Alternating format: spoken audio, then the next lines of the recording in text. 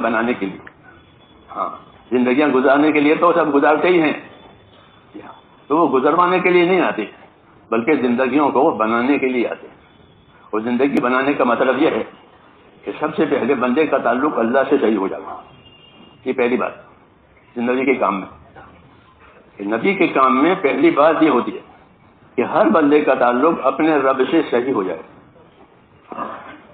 اس لیے کہ اللہ سے تعلق کے صحیح ہونے کا نتیجہ یہ ہوگا کہ سارے حالات صحیح ہو جائیں گے.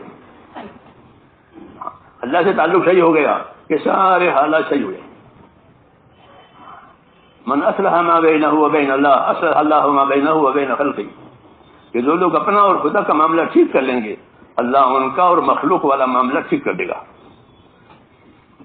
یہ ارشاد ہے بزرگوں کا کہ من اصلح ما بینہ وبین اللہ اصلح اللہ ما بینہ وبین خلقہ, کہ جو لوگ اپنا اور اللہ کا تعلق ٹھیک کر لیں گے کہ اللہ ناراض نہیں, اللہ راضی ہو گئے کہ اللہ صاحب کو راضی کر دے گا, سارے حالات صحیح کر دے گا.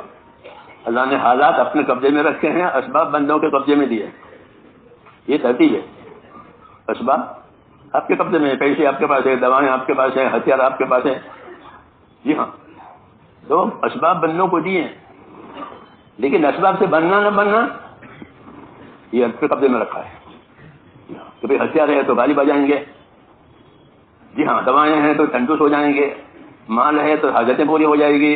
کہ نہ اللہ چاہے گا تو ہوگا, نہیں تو نہیں ہوگا. اللہ چاہے گا تو ہوگا, نہیں تو نہیں ہوگا. یہ ہے, اس لیے کہا کہ اللہ سے اپنا معاملہ صحیح کرو کہ اللہ تعالیٰ راضی ہو جائے.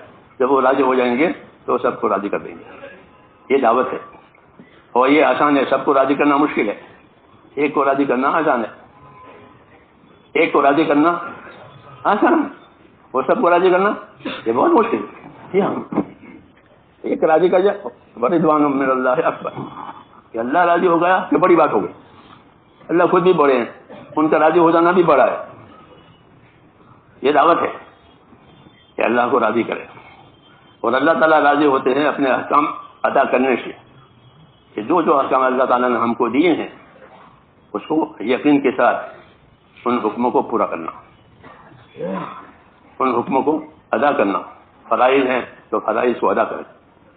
اس لیے کہ کوئی بندہ خدا سے قریب ہو نہیں سکتا, اس کی رحمت سے قریب ہو نہیں سکتا جب تک کہ فرائض نہ ادا کرے, چاہے نوافل جتنا ہی پڑھے.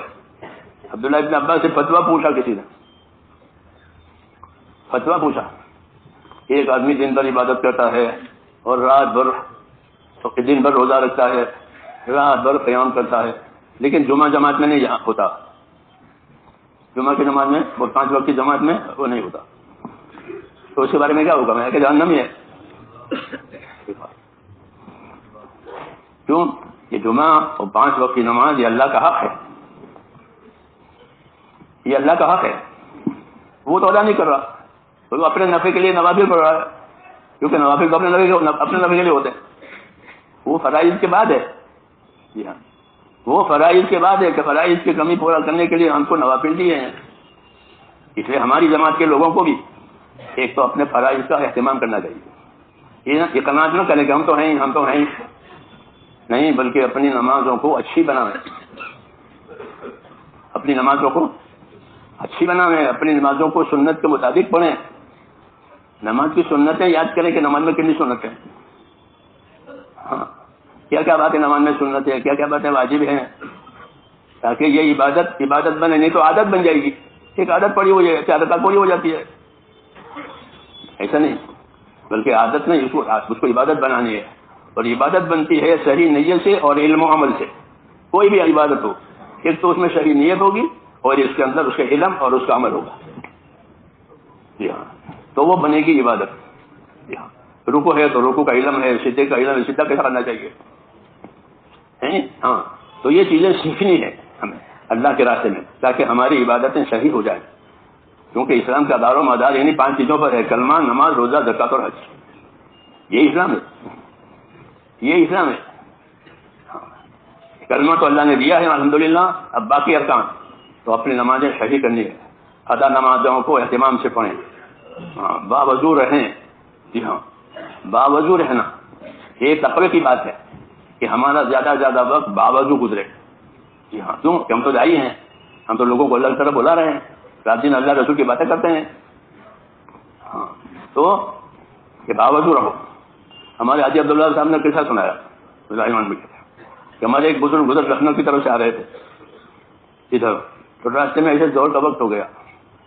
ہاں زور ہو گئی، لمبے سڑک کوئی مسجد بھی تھی،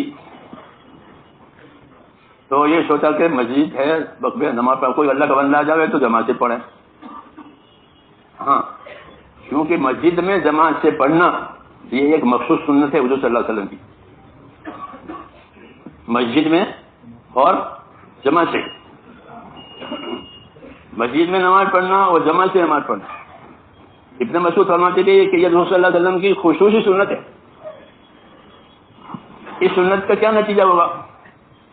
اس بیچ میں بات آئی.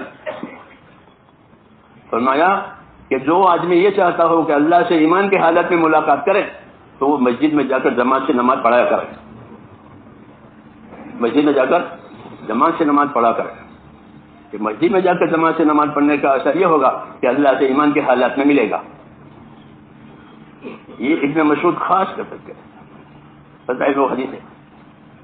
تو اس لیے اپنی نمازوں کو مسجدوں میں جماعت کے ساتھ فضائل، جیسے مولانا نے فرمایا فضائل کو کماؤ، فضائل کو کماؤ. جی ہاں کہ فضائل ہمارا اصلی سرمایہ ہے. فضائل کیا ہے؟ اصلی سرمایہ، اصلی کمائی. اللہ نے فضائل اسی لیے سنائے ہیں نبیوں کے ذریعے سے تاکہ لوگ فضائل کمائیں. سر سے اترنے والی چیزیں نہ کرا کرے. سر سے اتر گئی فضیلت ملے نہ ملے، یہ بات ایمان کی شان کے خلاف ہے. ایمان والا تو فضیلت چاہے گا کہ مجھے اللہ کا انعام ملے، مجھے اللہ کا اکرام ملے. جی ہاں میرے عمل کا اللہ مجھے بدلہ دیں، حالانکہ بدلہ اللہ پر واجب نہیں ہے. تو اللہ نے خود ہی طے کیا کہ میں بدلہ دوں گا، ورنہ ہم بدلے کے حقدار نہیں ہیں کیونکہ سب کچھ اللہ کا ہے. بدلہ کیسے لوگے؟ ہاں لیکن اللہ نے ہم کو یہ کہا، اس لیے ہم کو فضائل سنائے. اس فضائل کو سامنے رکھ کر زندگیاں گزارنی ہیں. حضور صلی اللہ علیہ وسلم نے اصل اعمال کے بھی فضائل بتائے ہیں اور اعمال تک پہنچنے کے جتنے راستے واسطے ہیں اس کے بھی فضائل بتائے. سمجھ نہیں بات؟ مسجد میں چل کر کے آوے تو چل کر کے آنے کی بھی فضیلت ہے. ایک ایک قدم پر ایک نیکی ملے گی، ایک درجہ بلند ہوگا، ایک خطا معاف ہوگی. چل کر آنا.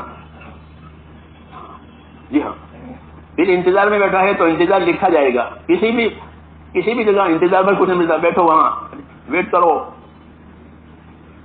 جی ہاں اب تو بہت ہو گئی ہے چیز، ویٹ کرو وہاں ویٹنگ روم میں. ہاں اللہ ایسا نہیں ہے کہ ویٹ کراوے اور خوش دے، کہ اگر ویٹ کیا ہے تو ویٹ پر بھی ملے گا.